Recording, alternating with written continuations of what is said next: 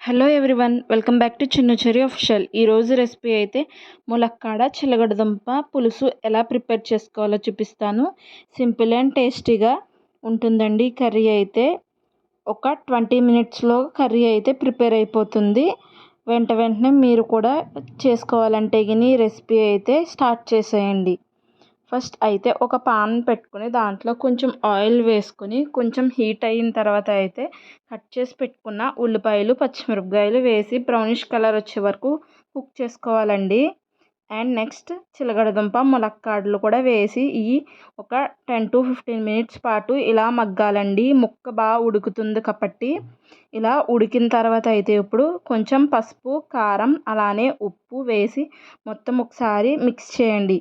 ఇలా మిక్స్ చేసిన తర్వాత 2 గ్లాసెస్ ఆఫ్ వాటర్ అయితే వేసేయండి.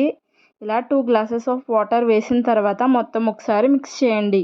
ఇలా మిక్స్ చేసిన తర్వాత అయితే ఇప్పుడు 10 to 15 మినిట్స్ అయితే రోలింగ్ బాయిల్ అయితే అవుతుందండి. ఇలా రోలింగ్ బాయిల్ వచ్చిన తర్వాత అయితే ఈ లోపల చింతపండు రెడీ చేసుకుందామండి. ఫస్ట్ అయితే ఇలా కొంచెం చింతపండు తీసుకుని హాట్ వాటర్ వేసి మొత్తం ఇలా మిక్స్ చేయండి.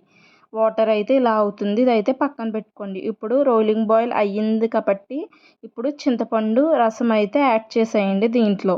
ఇలా యాడ్ చేసిన తర్వాత మొత్తం ఒకసారి మిక్స్ చేసి 10 మినిట్స్ కుక్ అవుతే సరిపోతుందండి. ఇంక ఈ రెసిపీ అయితే అంతేనండి. ఈ రెసిపీ చాలా అంటే చాలా బాగుంటుందండి. Simple and tasty. మీరు కూడా ఇంట్లో వెజిటేబుల్స్ ఏమీ లేనప్పుడు చిలగడదుంప ములక్కాడ ఉంటే ఈ సింపుల్ రెసిపీ అయితే ట్రై చేసేయండి మీరు కూడా. ఇంకా మీకు ఎలాంటి రెసిపీస్ కావాలో కూడా కామెంట్స్ చేయండి. ఇంకా మన ఛానల్ని ఎవరైనా సబ్స్క్రైబ్ చేసుకోకపోతే వెంటనే వెళ్ళి సబ్స్క్రైబ్ చేసుకోండి. అలానే బెల్ ఐకాన్ అయితే యాక్టివేట్లో పెట్టుకోండి ఫ్రెండ్స్. Bye friends.